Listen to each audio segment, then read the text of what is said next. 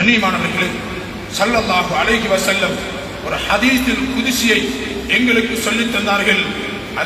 அதனை நாம் நன்றாக விளங்கிக் கொள்வோம். முதலாவது அல்லாஹ் தஆலா சொல்லுகின்றான், யா இபாதி, யா இபாதி, என்னுடைய அடியானே, என்னுடைய அடிமையே. அல்லாஹ் எங்களை பார்த்து சொல்லுகின்றான், என்னுடைய அடிமையே, தஃபர்ரக் லிஇபாதத்தி, என்னை இபாதத்து செய்வதற்கு நீ நேரம் எடுத்துக்கொள். உனக்கு நேரம் இருக்காது, பர்து தொழுகைக்கு கூட நேரம் இருக்காது. நேரம் எடு. அதான் சொல்ற நேரம் தான் எங்களுக்கு வியாபாரம் அதிகமாக வரும். அது ஈமானுக்குரிய சோதனை, ஈமானுக்குரிய சோதனை. திருமணம் என்றால் முதலாவது விடுபடும் அமல் தொழுகைதான். ஜனாசா என்றால் முதலாவது விடுபடும் அமல் தொழுகைதான். எனக்காக தொழுவதற்கு நேரம் எடு, குர்ஆன் ஓத நேரம் எடு, ஹதீஸை படிக்க நேரம் எடு, திக்ர் செய்ய நேரம் எடு, இஸ்திக்பாருக்கு நேரம் எடுத்துக் கொள்ளுங்கள், ஸலவாத் சொல்வதற்கு நேரம் எடுத்துக் கொள்ளுங்கள், அடுத்தவர்களுடைய நலன்களை விசாரிக்க நேரங்களை எடுத்துக் கொள்ளுங்கள்.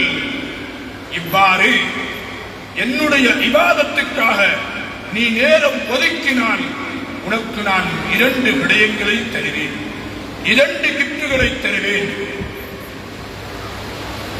ஒன்று, உன்னுடைய உள்ளத்தை போதுமென்ற தனத்தால் நிரப்புவேன். உன்னுடைய உள்ளத்தை போதுமென்ற தனத்தால் நிரப்புவேன்.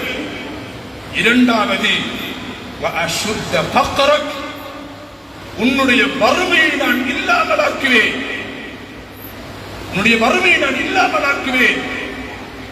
இதற்கு மாறாக நீ எனக்காக நேரம் ஒதுக்கவில்லையா, அந்த நேரத்தில் நான் உனக்கு வேலை பழுக்களை தருவேன். வேலை பழுக்களை உன்னிலே நான் சுமத்தாட்டுவேன். ஆனால் கிடைத்த பலன் மிகவும் குறைவாகத்தான் இருக்கும். காலையிலே சுபஹ் தொழுவதற்கு முன் ஆரம்பித்த வேலை இரவு 10 மணிக்கு முடிகின்றது. ஆனால் சம்பளம் மிக குறைவு. வீட்டிலே இருக்கக்கூடிய 5 பேரும் தொழில் செய்தும் வாழ்க்கை செலவீனம் மிகவும் குறைவாக இருக்கின்றது.